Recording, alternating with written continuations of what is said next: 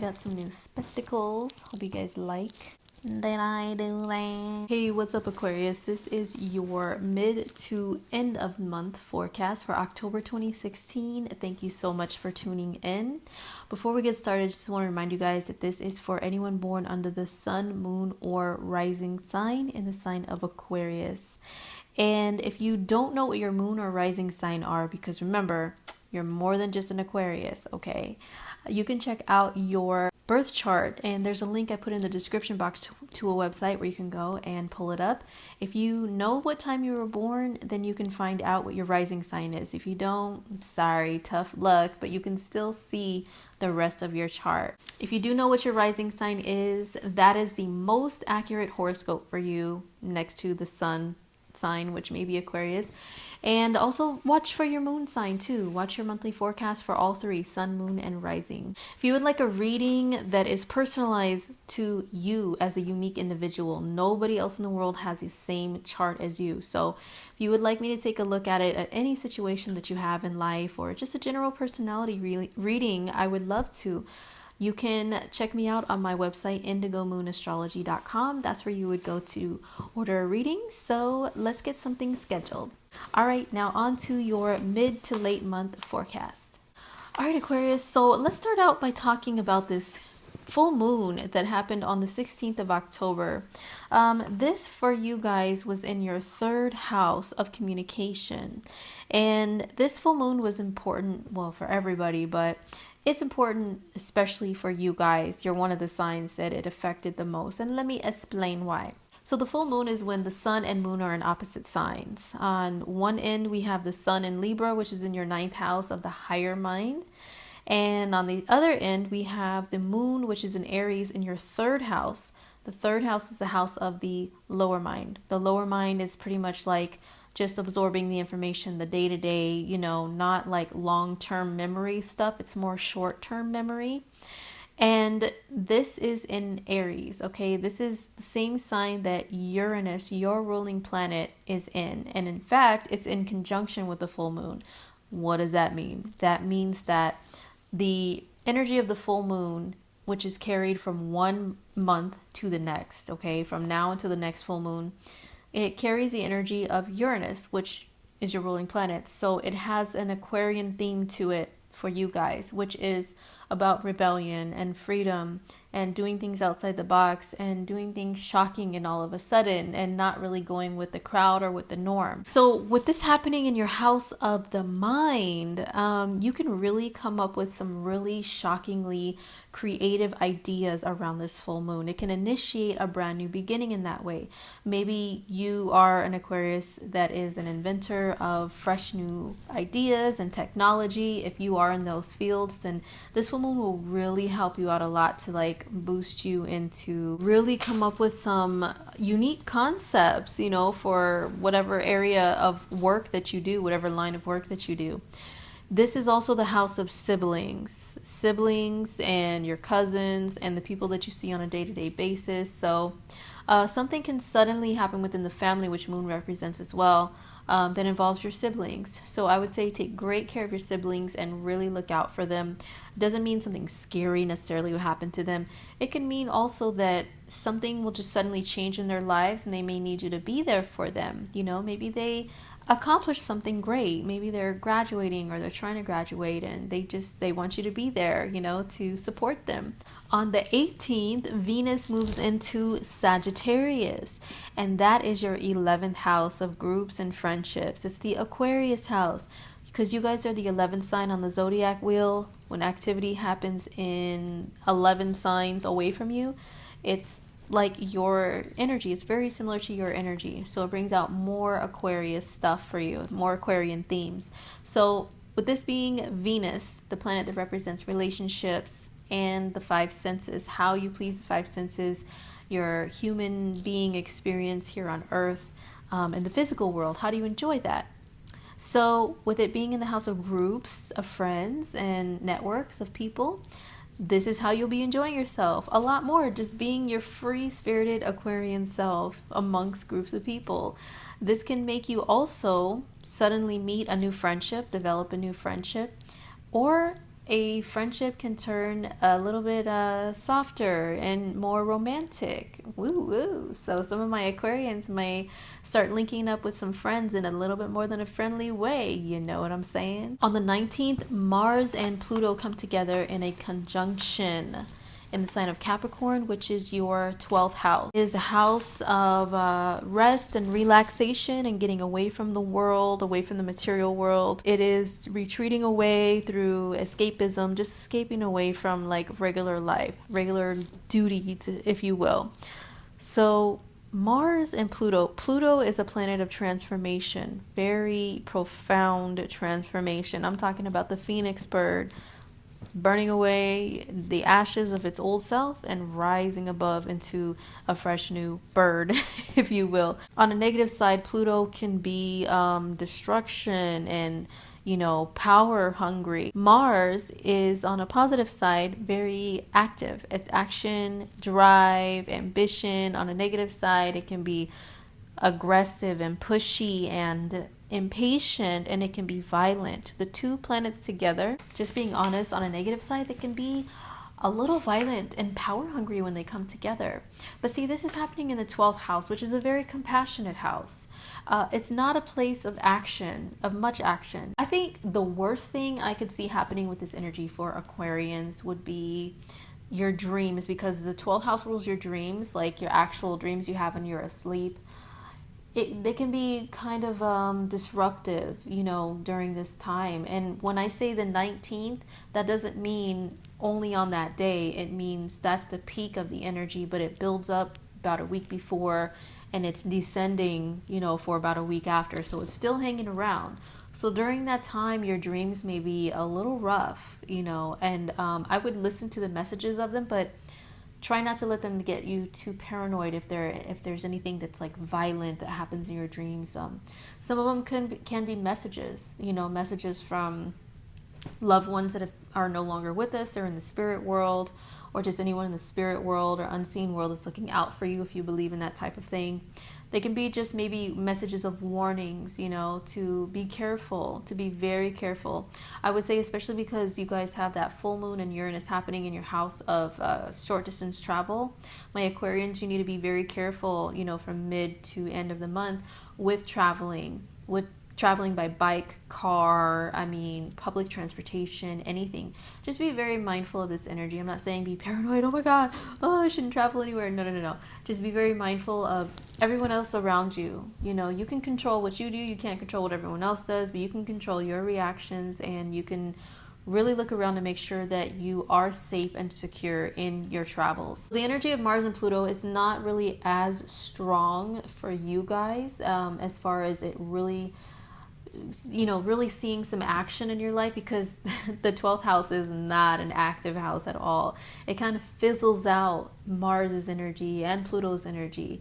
It softens it, it dissolves it some. So it's not really too much for my Aquarians to worry about, in my opinion. But yes, definitely pay attention to your dreams and any messages that may come up that can help you to be protected in your daily life. On the 22nd, the sun moves into Scorpio, and this is your 10th house of career. So some of my Aquarians, the spotlight can be definitely on you when it comes to career, beginning on this day until about the 21st of November. You guys have this whole time span to shine your light into the world as far as how you want to be seen publicly. What kind of person do you want to be known as? What kind of legacy do you want to leave? What kind of, you know, pretty much what kind of career do you have? Where do you stand in this world? That's going to be so important and so highlighted from the 22nd on.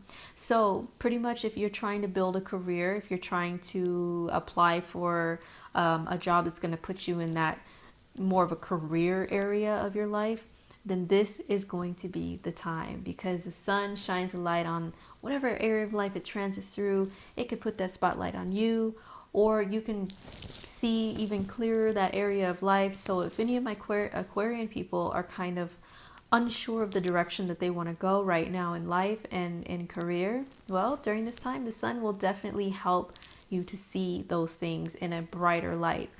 On the 24th, Mercury moves into the sign of Scorpio in this career house too. So Mercury is communication. So communicating with people as far as career advancement is definitely possible for you guys right now. Mercury is an energy of like the busybody, always thinking, always doing something with their hands, you know, constantly staying busy. So you guys, if you already have a career established, you're going to be so super busy once Mercury hits Scorpio. Mercury is also your logical thinking processes. So if you don't have a career, you're going to be thinking about it so much more, talking about it, and doing things like putting your resume out there, you know, making a LinkedIn page for yourself, maybe even networking with people a lot more, especially with Venus in your house of networks of people. Use that energy to your advantage when it comes to having people look at you in a likable way and being likable. And then you have this career energy happening too. Aquarians, a lot of you guys will have it in the bag this month if you're trying to advance in career. So really utilize that energy to the best of your ability. On the 30th, we have a new moon in Scorpio in your 10th house of career. A new moon is when the sun and moon come together in the same sign, the same degree, and they birth something brand new for you. So for you guys, career, it's all about career at the end of the month.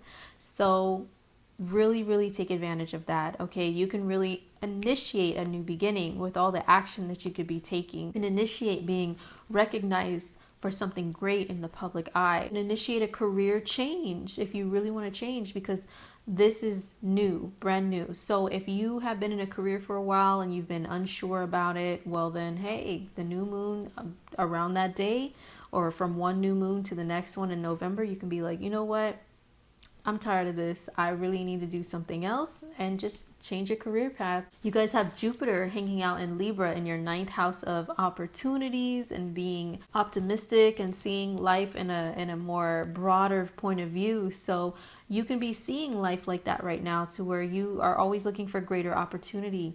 And that paired with all this career energy happening, I would say you guys should definitely seek out those greater opportunities to advance in career and really go after them. And the new moon can initiate a possible brand new career for you guys. All right, so lastly, Aquarius, I'm going to pull 2 angel tarot cards for you guys this month.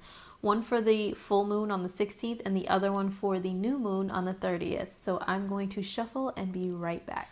All right, Aquarians, these are your cards for the month of October for the full moon and new moon. Let's start out with the full moon card for the full moon in Aries that happened on the 16th. You got the Queen of Fire. Look at the fierceness in her face, honey. The message written on the card says, stretch your wings and fly. Don't underestimate yourself. Assert your independence and creativity. So what did I tell you guys in the astrology part? This kind of validates it for you, that this full moon is in conjunction with your ruling planet, which is all about innovation, all about creativity that's outside the box, presenting new ideas, and it's in the house of the mind and ideas. So this definitely validates that. This is your time. Don't be afraid. You know what, Aquarians? I know you guys are, generally speaking about your energy, you're very outside the box. And sometimes this can make you a little bit afraid to express your out of the box creativity, because it's not always widely accepted.